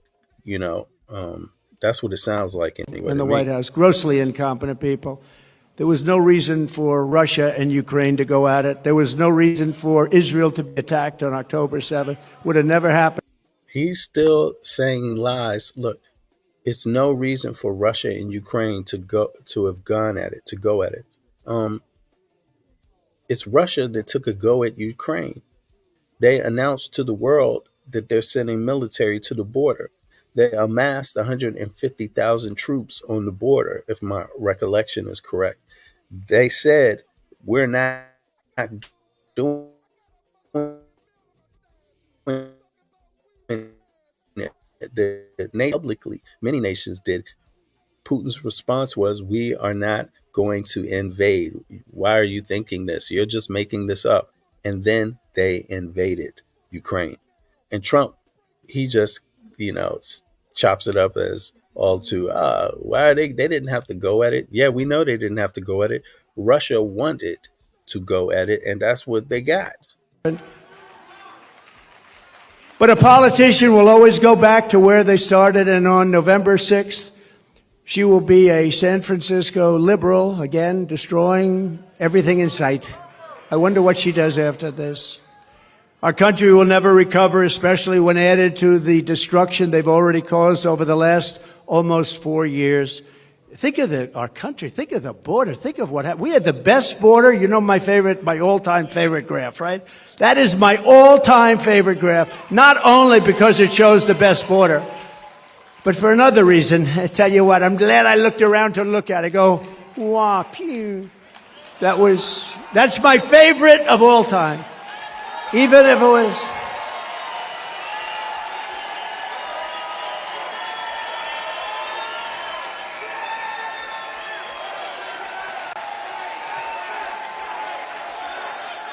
Thank you. Thank you. Thank you very much. Even if it were bad numbers, negative numbers, I still think it would be my favorite of all time. If Harris wins this election, the result will be a Kamala economic crash, a 1929 style depression. 1929. When I win the election, we will immediately begin. Look, she's the vice president. Kamala's the vice president right now, and this is the GDP 2022. Was she president? Was she vice president in 2022? Yes. Biden was also. That's the GDP, and the GDP is even higher today. Let me see here. What's the last point? That's 2022. Let me see. And what does it say? U.S. GDP. We could say 2024. They have the last two cycles. So here it is. Look, 28. It's at $28 trillion a year. And it's projected to go up, just to continue. And it is like that. And that's what's been happening. So don't let anybody make you think that the U.S. economy has not just gone up during Biden's campaign. It definitely has gone up a lot in Biden, more than it went up in Trump's, obviously. And so the U.S. is not doing worse. What it is, again, the price gouging from the corporations, the companies.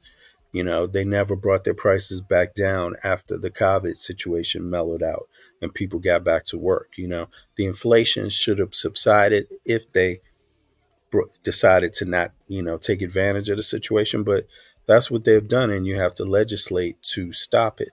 But let's go back to Trump. Trump economic boom. It'll be a boom. We're going to turn this country around so fast.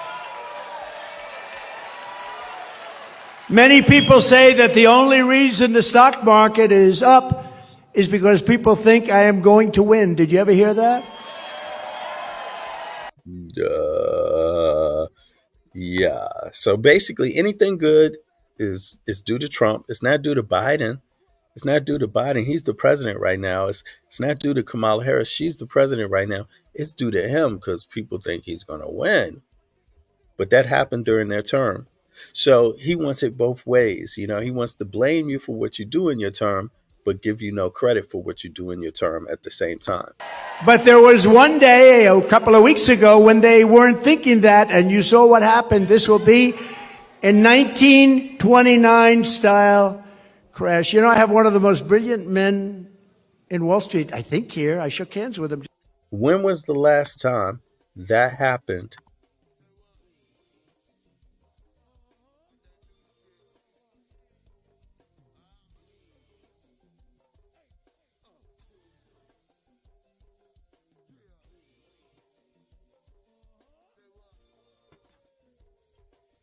Oops. Sorry, y'all. That was me. Sorry about that. Let me see something here. Let me just connect that back. What I was saying is that when was the last time that happened in U.S. history? Let's see here. Let's take a look at just 2 seconds. Right. Okay. And that would be,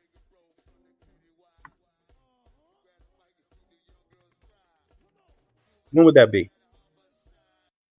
Democrat, Republican, right wing, left wing. Throughout all this time, the U.S. GDP has basically gone up. And it's even gone up more under Biden. Look at this. 2020, as soon as Biden got in office, yeah, you know why the GDP was going up, was up then? It's because they knew Biden was going to win Trump. That's what it is. And now it's even higher. You see, look at this. 4 trillion higher just under Biden in 2 years. In 2 years. What are you talking about? You know, yeah. Let me see here. Let me pull that back up. I'm sorry. I lost the Trump speech here. Let me see. Where is it at? Boom.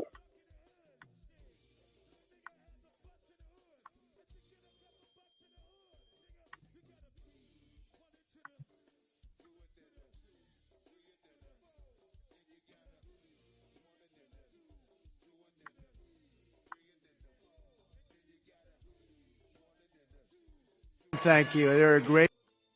All right. And I tell you what, I'm glad I looked around to look at it. Go, wah, pew. With Russia, they said, oh, he's going to go and, start a war or something. Well, you know what? For 4 years, Russia never went in to Ukraine. They waited till I got out, and then the army started to form. But, if you go back with Russia, Bush let them have a lot of land. You know that. So he skipped over the fact that they just invaded that place. He just skipped over the fact that they, after he left, they amassed military on the border. That's very suspicious.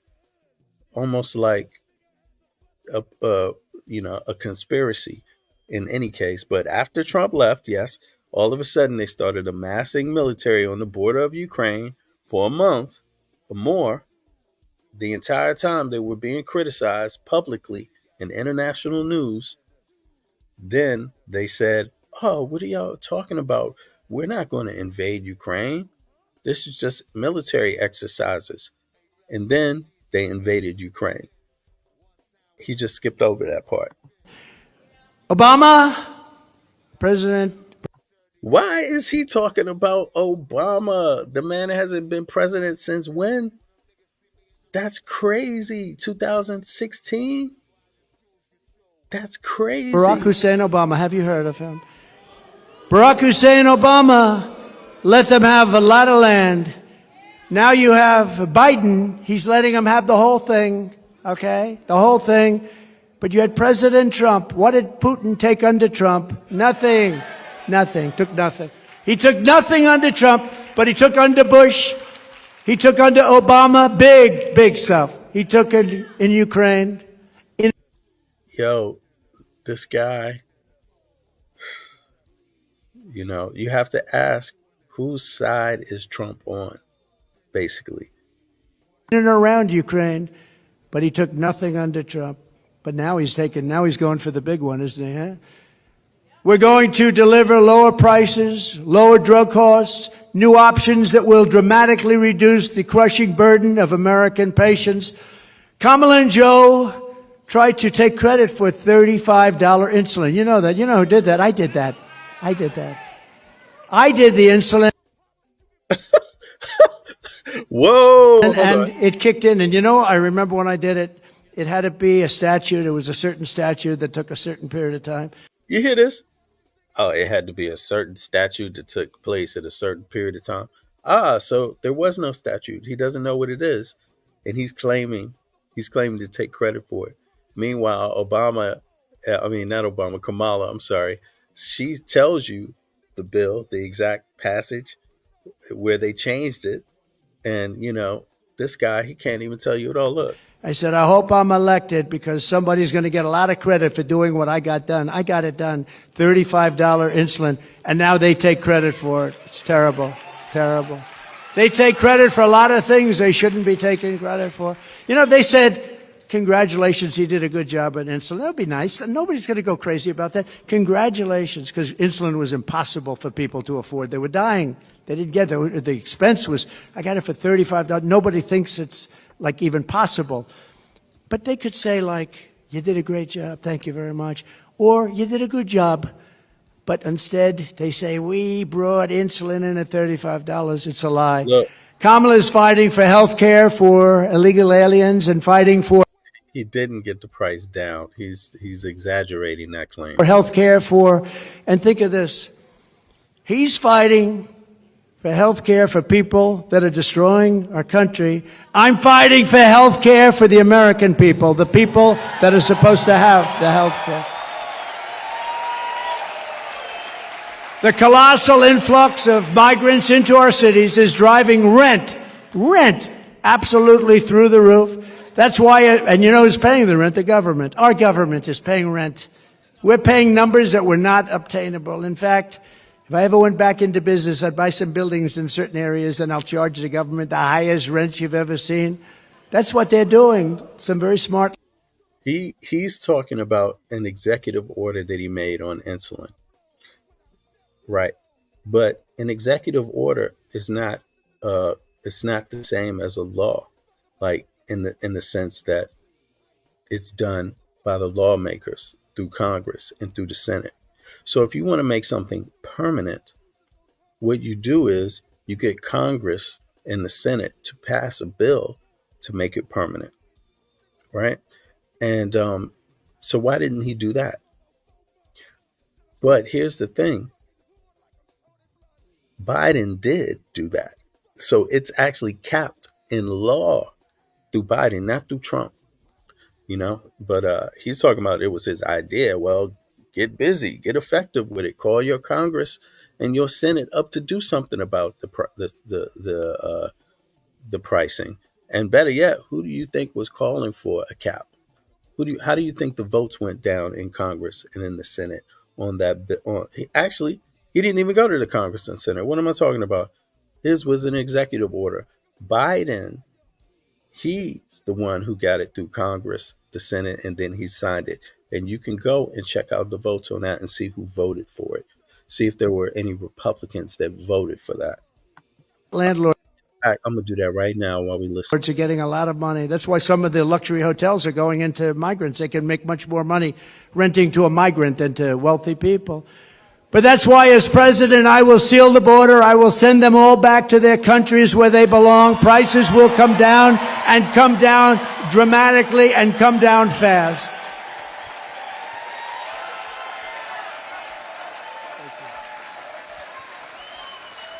To further address the housing affordability crisis, we will work with states like Nevada, a great state. We're leading big in the poll there, by the way. Thank you very much. Good governor. To open up large tracts of federal land for housing constructions and similar to... All right, so back on the insulin, right? I'm just going to play this for y'all real quick, just so you can hear it for yourselves here. Let me see here.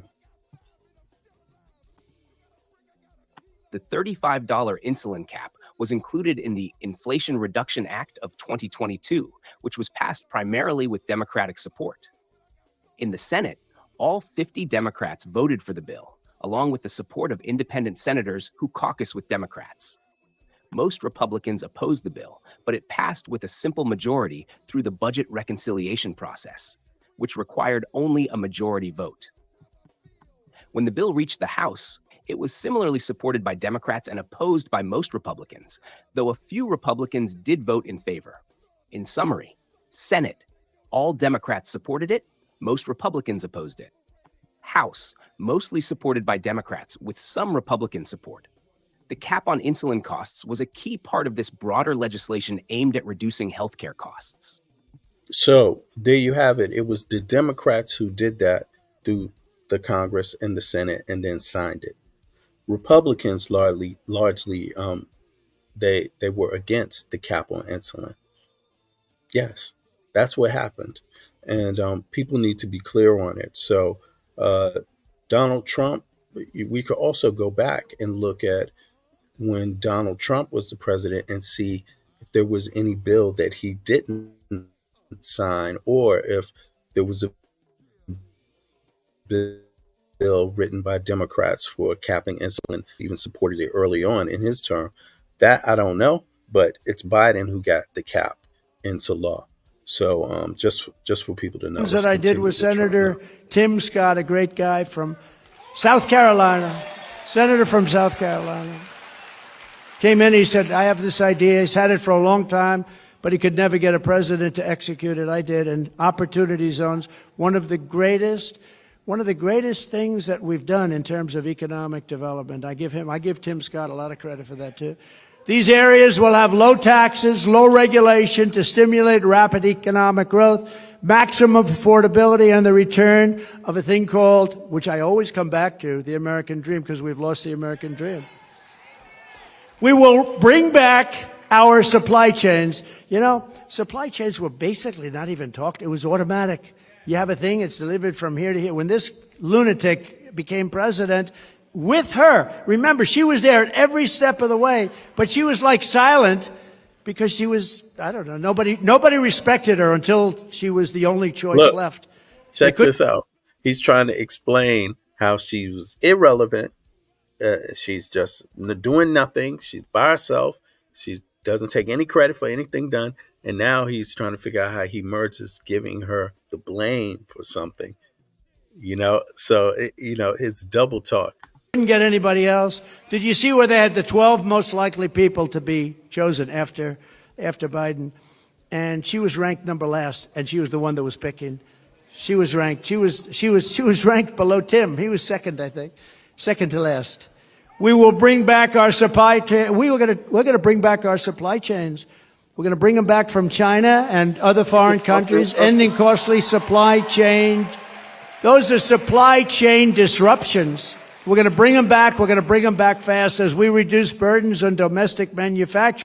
Oh, those are supply chain disruptions. Oh, really?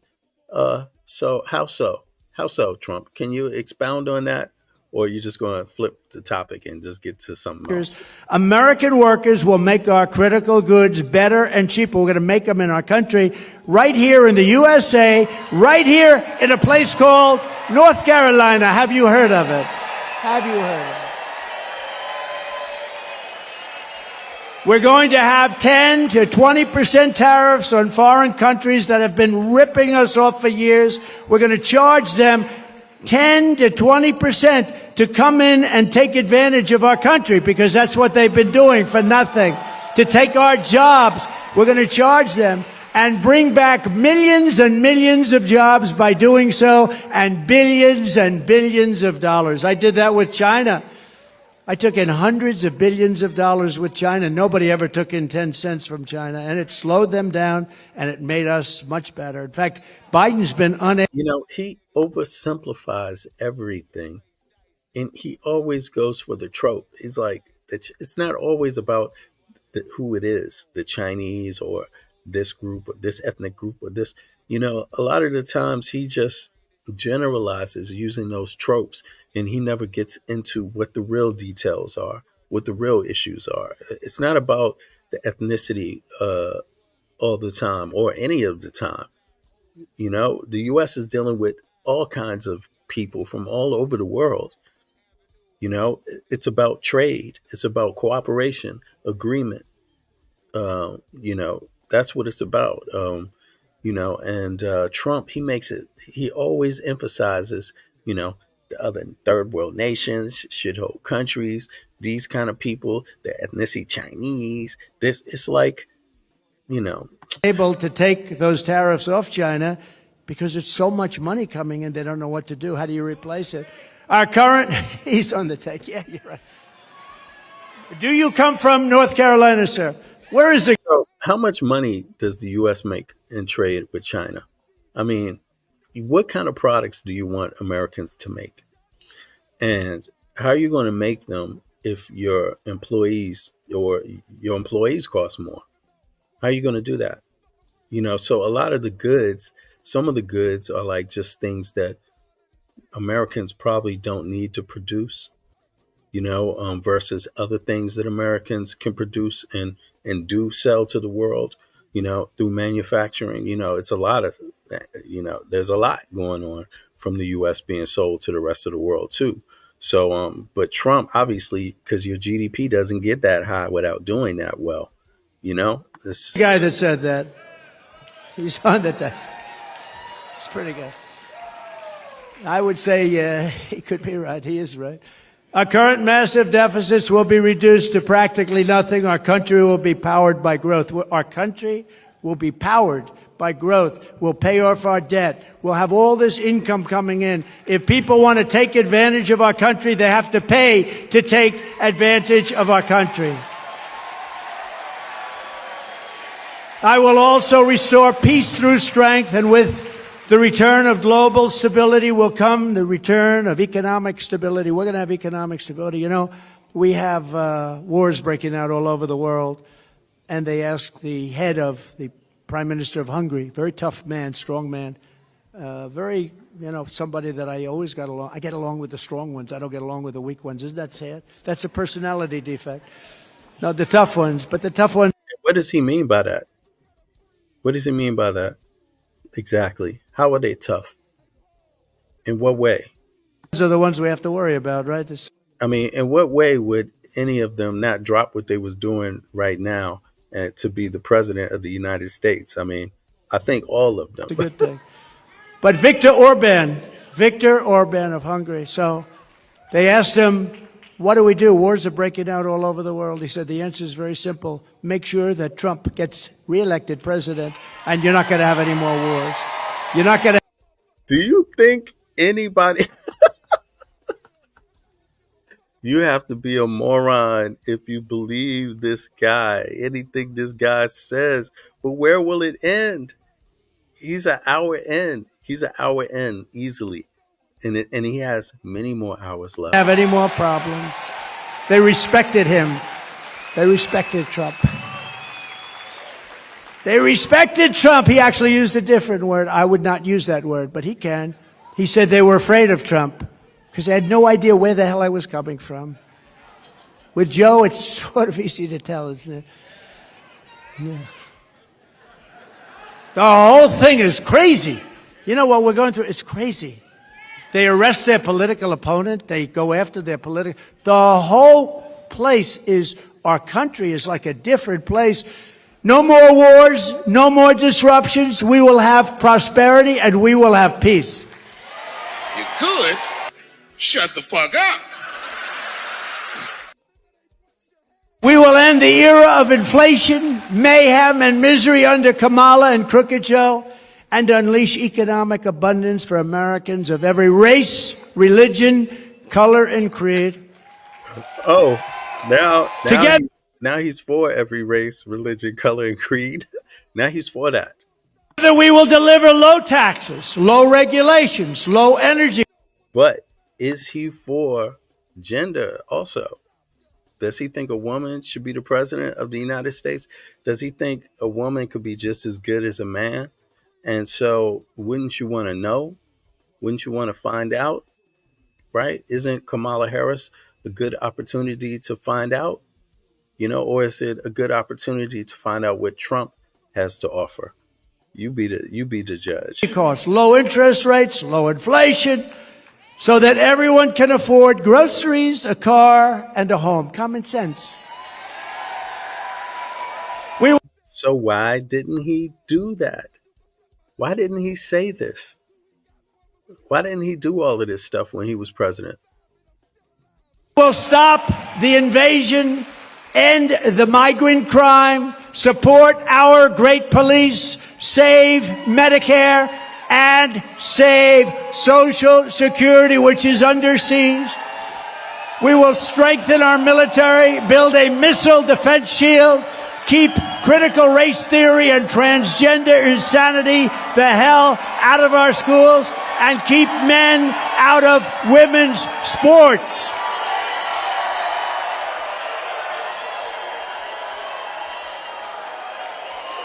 We will defend the Second Amendment, restore free speech, and we will secure our elections. Everyone will prosper. And how do you do that? How do you secure the elections exactly? You know, were they secure when he was president? According to him, no. According to him, no. So how couldn't he do it before? I mean, he's the one talking about there was a problem. But the problem happened on his watch. He's the one who said it was a problem.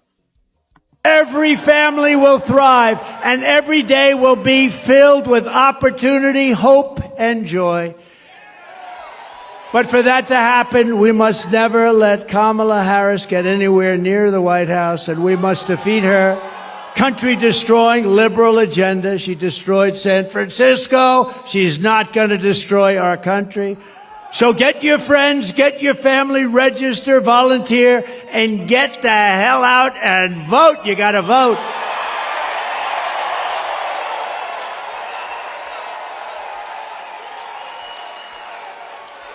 On November 5th, we will save our economy. We will rescue our middle class. We will put America first, and we will make America great again. Thank you very much. North Carolina, God bless you. God bless you all. Thank you very much.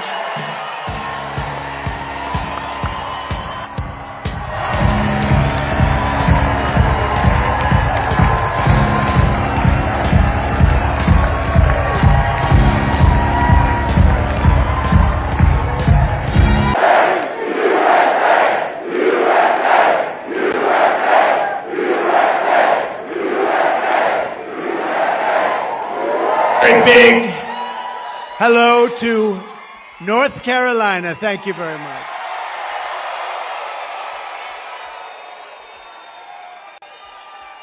It's great to be back in this beautiful state with the... You know what? I could not tell the difference between this text, no tax. Yeah, this looks, he's wearing the same suit and it's the same backdrop. That's why I couldn't tell the difference before. But we're way up, so I want to thank you. We've had tremendous experience here. We won every time we were in. A special place. Well, my son, you know, he and his wonderful wife, you know who I'm talking about. Lara.